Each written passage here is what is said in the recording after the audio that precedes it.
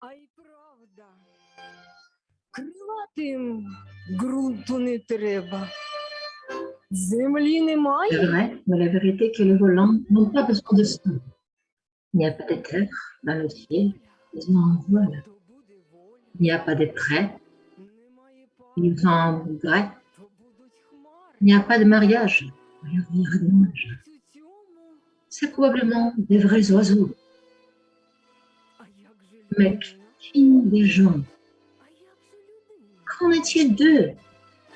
Живе на Ils землі, vivent sur la terre сама et ils ne volent pas, літає. А крила mais ils ont des ailes. En tout cas, має. eux, Вони ці ces крила ailes ne sont pas faits de plumes, mais d'honnêteté et de confiance dans les coutumes. і довір'я. У кого Chez quelqu'un, des fidélités amoureuses, у коханні, chez quelqu'un, d'inspiration vertueuse, кохання. У когось chez quelqu'un, du désir de travailler, надії, chez quelqu'un, споїть d'envie d'éveiller, або мрії. chez quelqu'un, de la chanson, il vaut espérer, ou de la poésie, il vaut rêver. Il semble que les gens ne volent pas, mais ils ont des ailes, en tout cas. Має.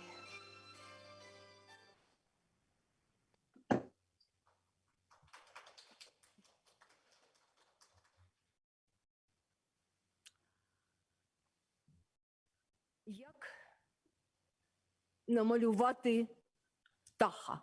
Pour faire le portrait d'un oiseau, Jacques Prévert, Спочатку треба намалювати prendre d'abord un cage avec une porte стільки ouverte, верцятами, prendre ensuite quelque chose de а joli, потім quelque chose de simple, туди quelque chose de beau, quelque chose d'utile pour l'oiseau. стели, Plaçons ensuite la toile contre un arbre, dans un jardin, dans un а bois, тоді dans une forêt, se cacher картину derrière l'arbre, дерева.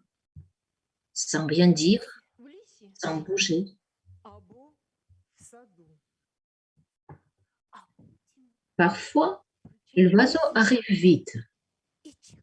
mais il peut aussi bien mettre de longues années Прилетить птах. avant de se décider. Ne pas se décourager, attendre, Швидко прилітає. attendre, s'il le faut pendant des années. А іноді птаха нема і нема. Минають літо, осінь, зима.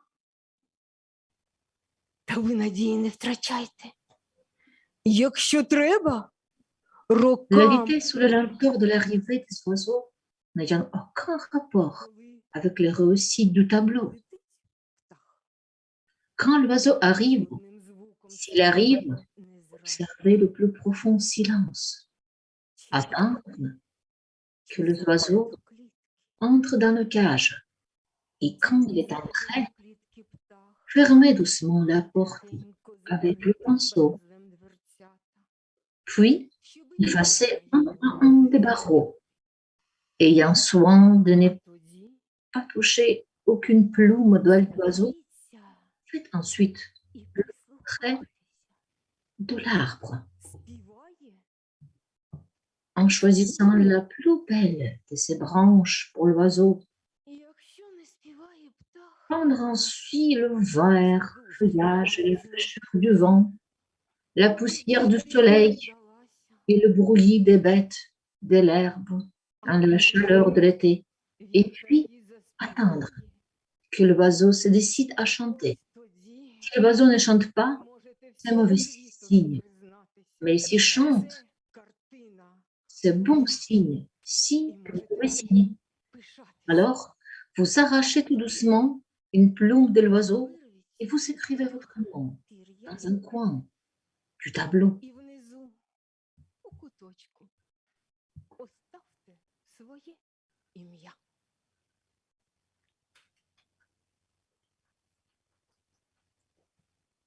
Поетична ода творчості прозвучала у La виконанні haute poésie Лариси Афоніної, вчительки ліцею міжнародних відносин номер 51 міста Київ. Медалі Академії, Національної Je voulais vous академії dire aussi que nous avons des médailles грамота видавництву. Може, ми вручимо представникам est-ce que vous видавництва? présentez aux éditions, est-ce qu'on peut les Безперечно, décerner aux présentateurs de la Я maison можу бути разом з вами. да. Malheureusement, je ne pourrais pas Тоді assister. зачитаю грамоту видавництва. Це почесна грамота Лист. нагороджується видавничий дім, Récompense. Києво-Могилянська академія La за maison de сприяння міжнародній співпраці французької de української collaboration наукових шкіл deux архітектики, écoles ukrainiennes et здійсненню практичного їх внеску у вирішення актуальних проблем українського суспільства. pour résoudre le Президент problème actuel Максим du système Григорович interne. Кремінь. Président, З Кремінь. приводу, якщо дозволите, є Ви дуже знаєте. важливий перекладач цієї праці. Це я хочу підкреслити. Унікальний переклад за всі 30 років незалежності. unique en son genre, Найкращий переклад le meilleur франко-український. ukrainien. І іменитий і сам перекладач. Et justement, Вже Репа Андрій Анатолійович удостоюється Andrievich медалі Іван Франко. décerne des médailles. Я, з вашого дозволу, передаю цю медаль Je présente cette грамоту médaille представникам et la видавництва. distinction aux présentateurs de la maison d'édition Kiev-Mohylanska Academia.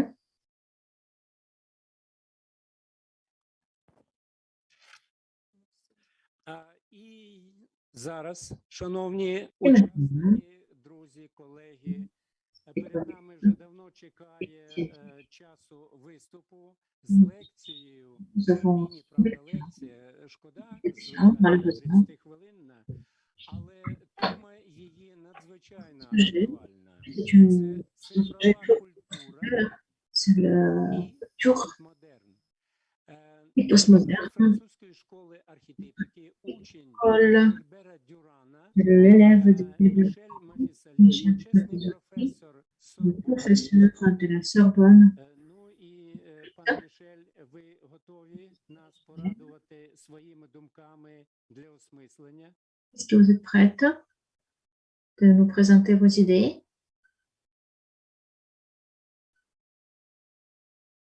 Вам слово. À vous la parole, cher Michel. Bien, merci bien de cette invitation. Je pense en effet que la thématique de l'imaginaire est une thématique très importante et déjà dès 1960, hein, lorsqu'est paru le livre Les structures anthropologiques de l'imaginaire, Gilbert Durand avait rendu attentif au fait qu'on ne peut comprendre une civilisation en général. Je peux continuer. Merci. C'est bien. Parfait. Donc, je disais que dès 1960, dans les structures anthropologiques de l'imaginaire, Gilbert Durand avait rendu attentif au fait qu'on ne peut comprendre en général une civilisation qu'à partir du mythe qui constitue cette civilisation. Et bien évidemment, on ne peut comprendre également une société qu'en fonction de ce mythe. Je rajouterai personnellement que pour bien saisir ce qu'il en est des transmutations, des mutations épocales telles que nous vivons actuellement, un changement d'époque, eh bien, on ne peut le comprendre qu'en fonction d'un changement de l'imaginaire. L'imaginaire étant, dans le sens simple du terme, comme étant une atmosphère, hein, un climat dans lequel on baigne, et comme il y a des changements climatiques en son sens strict, il y a aussi des changements climatiques dans l'imaginaire, dans les fantasmes, dans les mythes qui constituent la société. Et ce sur quoi a rendu attentif Gilbert Durand dans les structures anthropologiques, c'est que, dans le fond, il a montré qu'il y avait, à un moment donné, un retour de la tradition. Autre manière de dire, bien évidemment, un retour de la situation archétypale. Hein. Les archétypes évoluent et donc il y a, alors qu'on avait nié l'importance des archétypes dans la modernité, actuellement, au contraire, on est en train de le retrouver. C'est pour ça que les quelques mots que je dirais aujourd'hui, c'est sur cette cyberculture, hein, la culture technologique qui est en jeu, et une forme de remythologisation post-moderne. C'est-à-dire tout simplement ce que je viens d'indiquer ici, dans le sens simple du terme, le retour des archétypes. Alors, cela veut dire que ce qui a été la grande marque de la modernité, qui débute avec le cartésianisme Descartes au XVIIe siècle, à mon avis, ce qui s'achève à la moitié du XXe siècle, c'est le grand mythe du progrès, le mythe progressiste. Et qu'à l'opposé de ce mythe progressiste, existe ce que Durand appelait la philosophie progressive. C'est tout à fait différent, le progressisme et la progressivité. La progressivité, c'est-à-dire finalement quelque chose qui va intégrer le passé, c'est ça la tradition, et que c'est en prenant conscience de cette intégration de la tradition qu'on pourra comprendre le futur. Et toute la démarche archétypale, c'est quelque chose qui repose là-dessus. Alors, je rappelle que je vais faire une petite métaphore, si vous voulez, pour rendre attentif au fait qu'au début du christianisme, ce qui a fait que le christianisme a triomphé par rapport aux autres religions, c'est ce qu'il est convenu d'appeler dans la tradition dogmatique, en particulier dans la dogmatique catholique, la communion des saints. C'est-à-dire, dans le fond, le fait qu'il y ait une liaison, une reliance entre toutes les petites églises qui se situaient à Milan, à Rome, à Lyon, à Paris, etc. Et un peu plus, donc voilà, mythe de la communion des saints. Un peu plus tard, je rappelle que lorsqu'il y a eu la réforme protestante, ce qu'on a appelé la galaxie, c'est Gilbert Durand qui a donné ce titre, la galaxie Gutenberg, c'est-à-dire l'imprimerie, eh bien, c'était quelque chose qui faisait qu'on dépassait simplement le manuscrit, qui était créé dans les monastères et qu'on assistait, grâce à l'imprimerie, à une diffusion de masse des livres. Alors, pour moi, de la même manière, il y a actuellement une autre galaxie cybernétique ou galaxie cyberculture, qui est une mutation de fond, ce que j'appelle, moi, une mutation épocale, une mutation d'époque. Alors, c'est intéressant de voir comment ce qui a été la grande marque de la modernité, si je le dis d'une manière un peu comme ça, provocatrice, c'est la célébration monomaniaque du progrès. Il y a une phrase de Victor Hugo qui est fort intéressante concernant le progrès. Il dit « Rien n'arrête une idée dont le temps est venu, le progrès ». Et donc, dans le fond, dans la formule poétique de Victor Hugo, eh bien, tout simplement, c'est la célébration, ce que j'appelle la grande célébration du progrès. Et on a pu dire que comment s'exprimer cette célébration du mythe du progrès, je dis bien le progrès comme étant un mythe, eh bien, c'est le développement scientifique, le développement technologique. Un historien américain des sciences, Thomas Kuhn, a bien montré en quelque sorte comment s'est élaboré à partir justement du XVIIe siècle, eh bien, ce développement scientifique et ce développement technologique comme étant en quelque sorte la conséquence logique, la conséquence nécessaire de ce mythe du progrès. Et c'est ce qui aboutit, dans le fond, si je reprends ici une expression du philosophe allemand Heidegger, à la technologie ou la technique comme étant en quelque sorte une sorte d'arraisonnement du monde. C'est-à-dire on donnait sa raison au monde et en même temps cet arraisonnement du monde aboutissant, si je reprends ici là encore une expression de Heidegger, à la dévastation du monde, une conception où finalement la nature doit être totalement dominée. Et à bien des égards, cette nature dominée aboutit à être une nature dévastée. La grande idée, si vous voulez, de ce mythe du progrès, elle est formulée par le philosophe Hegel. Et ensuite, cela va être repris dans tous les grands systèmes socialisants à partir de Karl Marx, c'est-à-dire uniquement l'histoire, l'histoire assurée d'elle-même. Le fait que l'humanité serait partie d'un point A de barbarie pour arriver à un point B de civilisation absolue. Et c'est la grande mythologie, je dirais, de l'histoire qui va marquer tous les grands systèmes socialisants à partir du 19e siècle, et disons-le, encore maintenant, je pense qu'une grande partie de la production intellectuelle repose sur ce mythe de l'histoire. L'histoire, c'est ce qu'on domine. L'histoire, on l'a fait. L'histoire est en quelque sorte constructiviste. On peut construire le monde, on peut construire la société. Voilà un peu ce qui a été l'imaginaire moderne. De mon point de vue, dans la grande, je dirais, tradition de Gilbert Durand, il me semble qu'il y a une inversion de polarité.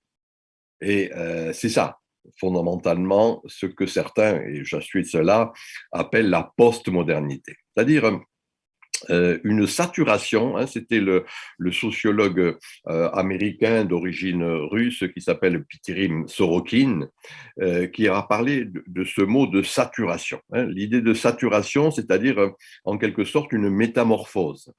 Et reprenant cette idée de la saturation, moi, pour ma part, dans nombreux de mes ouvrages, qui sont traduits dans beaucoup de langues, d'ailleurs aussi, je crois, en Ukraine, je pense qu'il y a actuellement ce que j'appelle, moi, une ruse de la technique. Hegel parlait d'une ruse de la raison, moi, je dis une ruse de la technique. C'est-à-dire que finalement, la technique, la technologie, la cyberculture, pour le dire simplement, eh bien, fait que le télos, le lointain, téléphone, télévision, etc., en grec, c'est le télos, c'est le lointain, devient proche, permet de rapprocher. Et donc, du coup, il y a dans cette ruse de la technique une forme de communication existentielle. Dès lors, on n'est plus dans le grand mythe du progrès, voyez, mais au contraire, quelque chose qui va, alors en français, en espagnol, en italien, en portugais, on dit ingression. Ingression, c'est-à-dire une énergie sociale qui ne se projette pas vers le futur simplement, mais qui vit dans le présent. Et la ruse de la technologie actuelle, la cyberculture, eh bien, c'est tout simplement le retour d'une conception présentéiste du monde, c'est-à-dire vivre le présent et non pas uniquement vivre dans le futur en quelque sorte. Moi, la définition que j'ai donnée de ce point de vue de la postmodernité, c'est ce que j'appelle synergie de l'archaïque et du développement technologique. Archaïque, en grec, c'est ce qui est premier, ce qui est fondamental. Alors, c'est Internet. C'est dans le fond la conjonction entre les tribus, le tribal, et la communication. Et c'est ça, le fait que c'est le paradoxe, parce que c'est un paradoxe, je reconnais. Le paradoxe actuel, l'imaginaire pour moi postmoderne, c'est qu'à la fois on a Internet, les blogs, les forums de discussion, les réseaux sociaux de divers ordres, et en même temps, cela va conforter la communauté. Cela va faire qu'il y ait, si j'emploie ce néologisme en français, une reliance. On est relié à l'autre, grâce justement, et c'est un paradoxe par rapport à ce développement technologique. Donc, c'est ce qui va conforter finalement le sentiment d'appartenance, ce qui va conforter les processus de solidarité, de générosité, d'entraide, de service. Quelque chose qui va mettre la communication, et dans le sens étymologique, communication, c'est être avec quelqu'un, et bien qui va conforter cette communication grâce au développement technologique. Ça, c'est un paradoxe. Voilà ce qu'est, si vous voulez, pour moi, la ruse de la cyberculture postmoderne. Et curieusement, c'est cela qui développe les archétypes. La structure archétypale, c'est-à-dire ce que j'ai appelé tout à l'heure la tradition, c'est les coutumes, c'est effectivement les manières de vivre, c'est les légendes qui sont importantes, je dirais, pour la compréhension d'une société. Et du coup, ce n'est plus l'histoire lointaine, la philosophie de l'histoire à la manière de Hegel, mais au contraire le destin, glissement de l'histoire au destin. L'histoire, c'est intellectuel, si je puis dire. Le destin, c'est concret. Le destin, c'est ce qui est au fondement même des coutumes de divers ordres. Et c'est ce glissement de l'histoire au destin qui est le fondement même de la recherche archétypale, c'est-à-dire revenir en quelque sorte au lieu, à ce qui me lie à d'autres en un lieu donné. Non plus simplement, si je reprends les deux grandes catégories d'Emmanuel Kant, du philosophe Kant, non plus simplement, dans le fond, le temps, mais l'espace. Le temps, c'est l'histoire. L'espace, c'est le destin. Et voilà le paradoxe, à mon sens, de la technostructure actuelle, qui montre bien cette liaison qu'il y a entre à la fois les racines archétypales et, dans le fond, la manière de vivre sociétale. J'ai proposé, pour traduire cela, ce qu'on appelle en rhétorique un oxymore, c'est-à-dire enracinement dynamique. Enracinement, c'est-à-dire les racines. Et que c'est à partir des racines qu'il y a de la dynamique sociale. Le mot grec dynamis, c'est la force. Et donc, c'est à partir la plante humaine, finalement, se souvient que comme toute plante, elle a besoin de racines pour croître, pour exister, pour se développer. Alors que la modernité avait oublié les racines. Je rappelle que la grande perspective, la grande idéologie marxiste, c'était le déracinement. Il s'agissait de se déraciner des espaces, des lieux où l'on vivait, de la culture agricole, etc. Et tout le marxisme repose sur cette idée de déracinement. Et c'est une idéologie marxisante qui a marqué profondément les constructions intellectuelles du 19e et, bien sûr, du 20e siècle. Et de mon point de vue, il y a retour de ces racines, et dans le fond, l'archétype, c'est cela. La dimension archétypale, c'est ce processus d'enracinement ou de réenracinement dans la tradition. Alors, les conséquences, j'en verrai trois conséquences. C'est cela qui permet de comprendre le tournant que l'on est en train de vivre. J'insiste sur ce mot de tournant, c'est-à-dire un changement de prospective, un changement dans les manières d'être. Premièrement, ce que j'appellerais un tournant politique. C'est-à-dire que ce n'est plus finalement simplement la pensée rationnelle de l'État-nation qui va prédominer, mais au contraire quelque chose qui d'une certaine manière, va mettre l'accent à la fois sur la communication locale et en même temps globale. C'est-à-dire, dans le fond, le retour peut-être de ce qu'était la grande idée du Saint-Empire romain germanique au Moyen-Âge. C'est-à-dire quelque chose qui symboliquement va unir les gens d'une manière générale et en même temps va mettre l'accent sur une dimension très localiste. Et c'est intéressant de voir, si vous voulez, que c'est cela qu'on va voir se développer grâce aux communications interactives. Les réseaux sociaux je prends par exemple des exemples de ceux qui ont été à Madrid, en Espagne, le mouvement des Indignados, à Berlin, en Allemagne, les pirates, en France, actuellement les gilets jaunes ou les manifestations très locales. En Italie, pareil, en Allemagne, en Bavière, pareil. Vous voyez, donc c'est un tournant politique qui n'est plus simplement sur l'enfermement de l'État-nation, mais va remettre l'accent sur une dimension, alors peut-être européenne, en tout cas quelque chose qui est plus général. Voilà le premier tournant. Le deuxième tournant, c'est un tournant que j'appelle le sociétal, c'est-à-dire non plus la compréhension de la société uniquement à partir d'un idéal rationnel, mais au contraire quelque chose qui va mettre l'accent sur une communication émotionnelle. Les émotions sportives, émotions musicales, émotions religieuses, etc.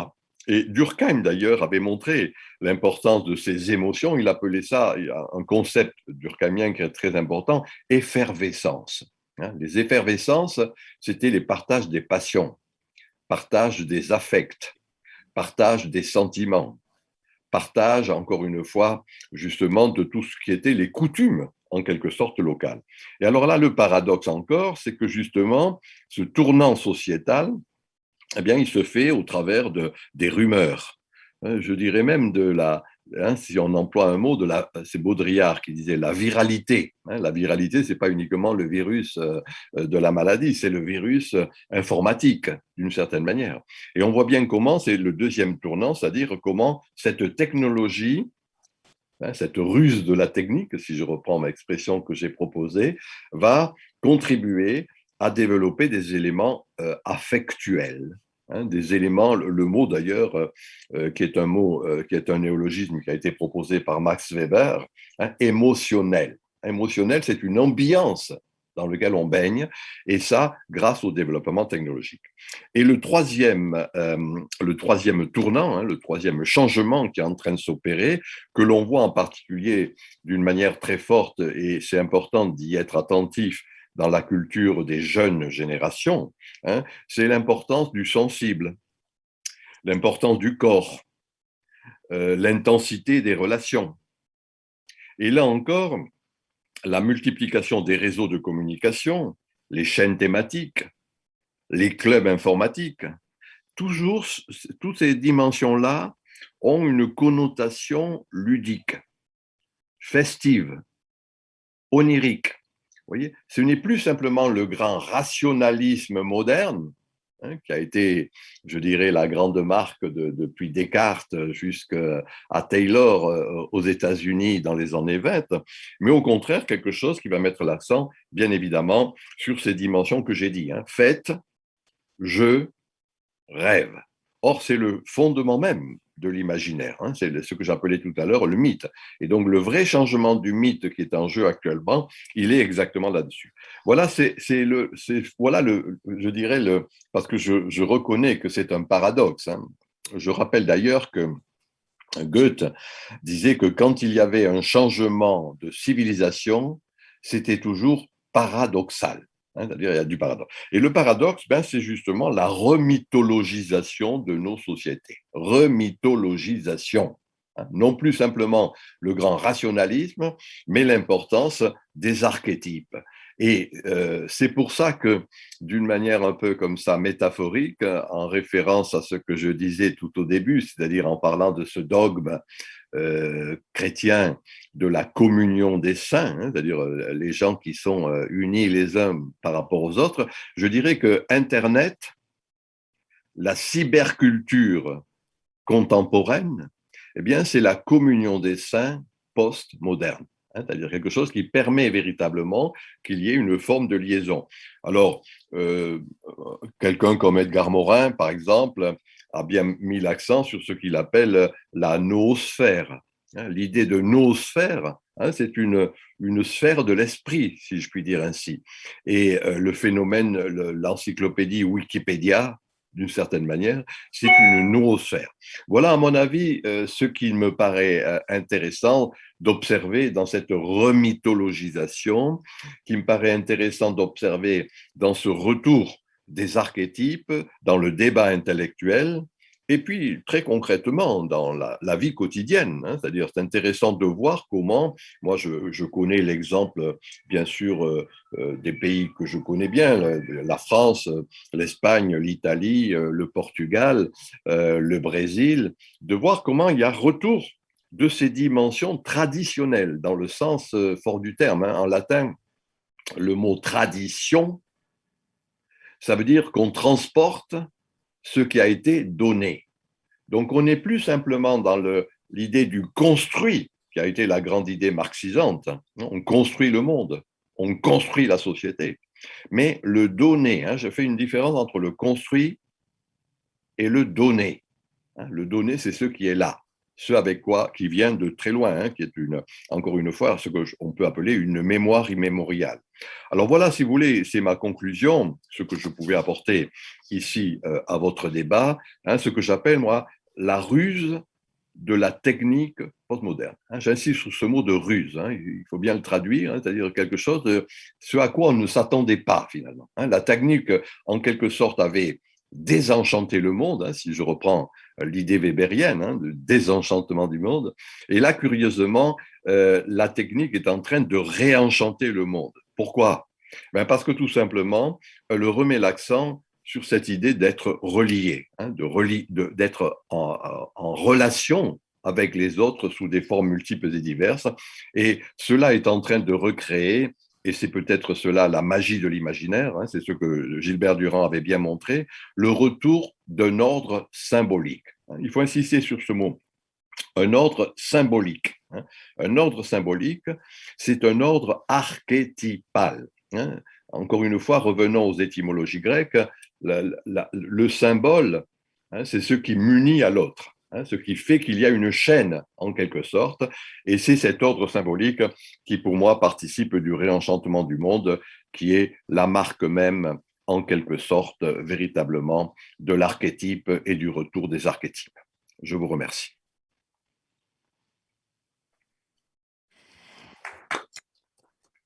Дякуємо Мішелю Мафіселі. Merci infiniment. Можливо, у кого виникли якісь запитання? Professeur, Можемо. est-ce que vous avez des questions? N'hésitez pas. Шановний пан професор Cher professeur, Мішель Мафесолі, я дуже радий вас je suis бачити. fort ravie de vous voir parmi nous цьому aujourd'hui. зібранні свого часу, коли я з одним співавтором видавав Longtemps, quand j'ai essayé d'éditer естетика, le dictionnaire esthétique, була ваша цитата, il y avait votre citation. що розуміння Le prix pour ситуації постмодерну, напевно, полягає у усвідомленні зв'язку між етикою і естетикою. que la liaison, J'ai la pas entendu. compréhension- Була J'ai pas l'idée- entendu. Juste un J'ai instant. pas entendu la question.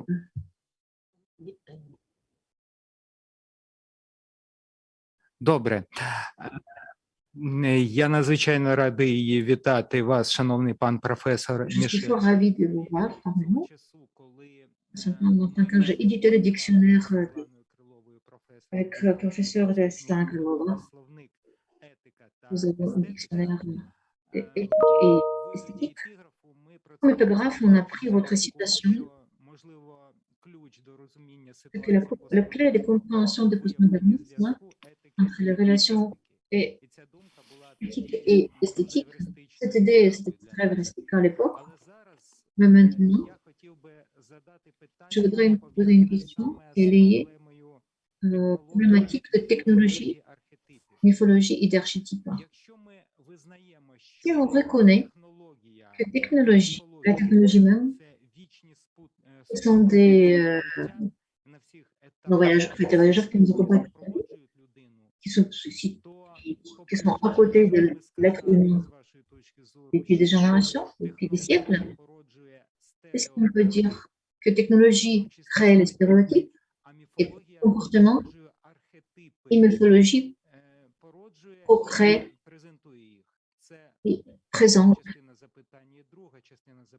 Deuxième question, est-ce qu'on peut imaginer que sur la première étape des êtres humains, la technologie se développe de telle manière qu'elle commence à étouffer la mythologie, c'est-à-dire les stéréotypes, étouffent et détruisent les stéréotypes. Et c'est vraiment un grand problème d'aujourd'hui. Merci infiniment. J'ai très mal entendu la question, je dois dire. Pour ce que j'ai compris, moi, ma réponse, elle est dans la différence qui existe entre le progressisme et la progressivité. Je vais le dire d'une manière très simple, d'une manière imagée. Le progressisme, c'est la flèche du temps hegelienne, la flèche du temps. La progressivité, c'est ce qu'en français on appelle la spirale. La spirale, c'est-à-dire quelque chose qui est enraciné et qui a du coup un développement. Et donc, dans le fond, c'est un peu cela, ce que j'ai appelé le paradoxe, c'est-à-dire comment, d'une certaine manière, grâce aux technologies, je vais vous donner un exemple très simple, on a sur les réseaux Internet des discussions, par exemple, de jeunes générations sur la philosophie du XIIIe siècle, où ils créent des groupes réfléchissant sur cette philosophie, par exemple, de saint Thomas d'Aquin. Voilà, c'est le paradoxe. Et de la même manière, je dirais, ils vont réfléchir sur les coutumes locales, les fêtes régionales, des éléments que le progressisme avait cru dépasser. Hein. Je rappelle que la grande idée hegelienne de la logique hegelienne, c'est la dialectique, hein. Thèse, antithèse, synthèse. Hein. En allemand, le mot d'ailleurs, c'est Aufhebung, dépasser, dépassement. Et que dans le fond, on était marqué par cette idée de dépassement. Et là, le paradoxe, c'est qu'au contraire, et c'est ça l'archétype, il y a reprise, j'insiste, hein, reprise pas exactement au même niveau, c'est ça la spirale, des éléments, alors oui, des traditions locales, des coutumes locales, des légendes locales, etc., etc. Voilà, moi, ce qui me paraît être la différence entre le progressisme qui, encore une fois, est tourné simplement vers le futur et la progressivité, hein, je fais une différence entre le progressisme et la progressivité qui repose sur l'enracinement. Дозвольте дуже коротку відповідь. Est-ce que vous permettez une réponse, une idée fort intéressante de cette idée de spirale, de thèse, antithèse et synthèse? Je ne suis pas auteur de maître en anthropologie, une théorie qui voit l'existence humaine en dehors de quelque chose, en dehors de cette frontière. L'homme voit l'autre, l'autrui, et rentre en co-création, et donc on va voir cette différence de petits visages des archétypes. C'est-à-dire construire et posséder se trouve dans le domaine des stéréotypes et des méthodes relatives. Dès que de l'existence humaine, les stéréotypes des possessions vont être remplacés par les créations, co-créations, l'être va disparaître comme tel. Et on va avoir un être transhumaniste, comme philosophe, comme avec un grand plaisir, je voudrais vous inviter en séminaire à l'Institut de l'Académie des sciences, qui a chaque vendredi des mois, et continuer cette discussion parce que nous sommes limités de temps. Nous n'avons pas vraiment de temps. Je vous remercie infiniment, c'était fort intéressant de vous entendre.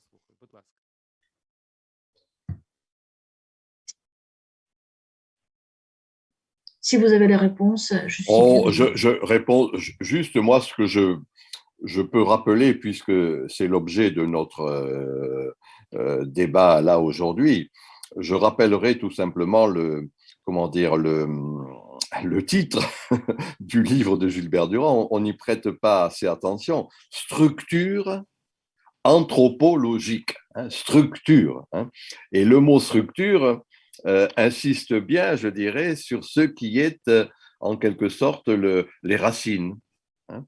La modernité a été tout simplement, à partir de la philosophie des Lumières, hein, à partir des fameux droits de l'homme, hein, les droits de l'homme en quelque sorte, hein, qui vont culminer contemporainement dans l'idéologie américaine du woke, hein, le woke, éveillé, etc. Et les minorités woke ne sont que la conséquence des droits de l'homme.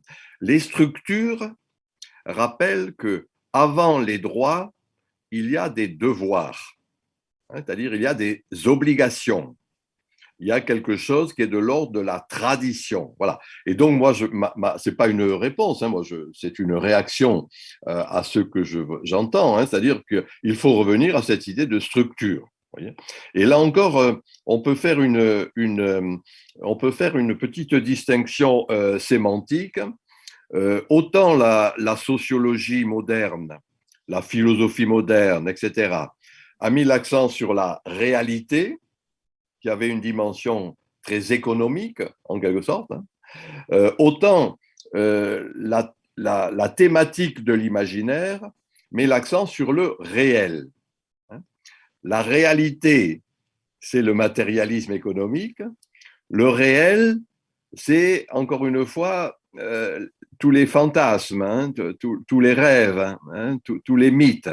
Et je pense que la réalité a été une réduction, alors que le réel est un élargissement. Voyez.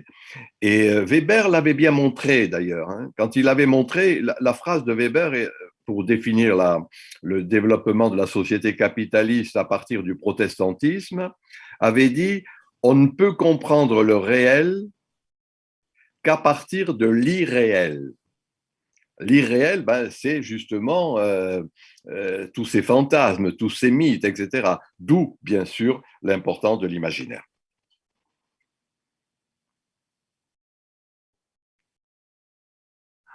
Дуже дякую. І Je vous наостанок, remercie infiniment. Et finalement, Я перепрошую. Я одне тільки слово хочу je voudrais сказати, juste повертаючись dire до un Юрана. dernier mot. Мова тут в цій книзі йде не лише про структури, бо структури Bon, il s'agit non seulement de structure, d'un problème, un grand problème des pensées théoriques. C'est la symphonie des collaborations de toutes les choses dans ce contexte et sortir à l'existence du réel. Les archétypes sont vivants, ils percent l'existence humaine, ils changent, ils nous poussent à co-créer, d'où notre vision de l'être humain non seulement comme objet, non comme objet, mais une création. Merci infiniment. Дякуємо, Мішелі Мафіселі, за вашу участь. Désolée pour votre participation, vos idées, vous avez présenté. Що Федір Медвідь хотів задати так само запитання, і ми можемо зараз почути його. Et bien sûr, nous avons aussi une autre question de la part des fêtes gratuites. Дякую вам. Merci infiniment. Невелика, бо я так розумію, часу нема. Je vois qu'on est vraiment réduit au niveau du temps. Організатор, якого день народження, і він, певно, ще не повідомив. Я хочу приєднатися до його дня народження. Tout d'abord, je voudrais féliciter la femme avec son Ми розглядаємо anniversaire. Юрана сьогодні. On dit aussi que la vision des Durand aujourd'hui, 100 років Українському que вільному університеті. nous avons aussi 100 ans de notre université mobile en Ukraine І ряд et дослідників d'autres chercheurs, Володимир Янів et surtout Vladimir Smanev, різні ont речі aussi écrit des choses fort importantes, des recherches підтримання українства як sur la notion des Я думаю, recherches d'idées scientifiques ukrainiennes. видавничий потенціал Je vois que l'Ukraine, nous avons aussi un grand potentiel aussi éditorial. то тут не тільки медаль Франка, а ще й Je pense que aussi, il faut vraiment remercier les personnes qui ont travaillé sur ce livre, ont traduit ce livre, parce que c'est non seulement la médaille qui mérite, mais beaucoup d'autres reconnaissances. Федоре, за Merci вашу infiniment. ремарку. І хочу сказати, Monsieur що Ferrand. ви нас трошечки випередили. У нас все сьогодні заплановано. Nous avons encore d'autres choses, des questions à travailler aujourd'hui. Merci infiniment parce que vous êtes allés devant. Хочу ще раз подякувати щиро і Je voudrais encore remercier M. Fasoli pour sa présentation. C'est fort important pour nous, маючи на увазі цифрова культура. donc surtout dans le sujet culture numérique et que vous avez élaboré aujourd'hui, l'un de nos collègues, une petite discussion. Ça montre que cette idée est fort intéressante. Vous complétez l'un l'autre et de notre travail d'aujourd'hui, notre conférence d'aujourd'hui, on essaie d'ouvrir de percevoir différentes couches dans ce livre Culture anthropologique de l'imaginaire. Je vous remercie infiniment pour votre apport de participer à notre format. Et j'espère aussi que nous allons continuer à travailler le 22 en 2022 dans notre cœur ukrainien sur l'île de Fortezza. On espère que ces idées vont pouvoir se réaliser. Donc, on va envoyer l'enregistrement. Nous avons l'enregistrement en français. Donc, et nous avons aussi cette présentation des conférences qui avaient lieu à Paris. On va compléter par notre discussion d'aujourd'hui. Et bien sûr, nous participons à l'Université de Montpellier. Si vous avez des élèves qui souhaitent venir en Ukraine, sur l'île de Fortezza, donc on vous invite à venir et merci infiniment que vous êtes avec nous. Et c'est vraiment un plaisir de participer, un plaisir de votre idée qui vous présentez de Gilbert Durand.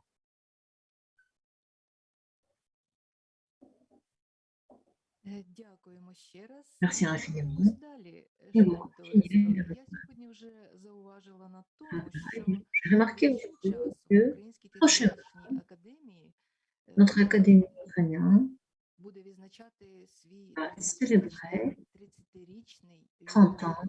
У зв'язку з цим дозвольте надати слово Je Ірині Антипенко, C'est доктору parce наук que là, on va donner la члену parole президії Української технологічної академії. Будь ласка.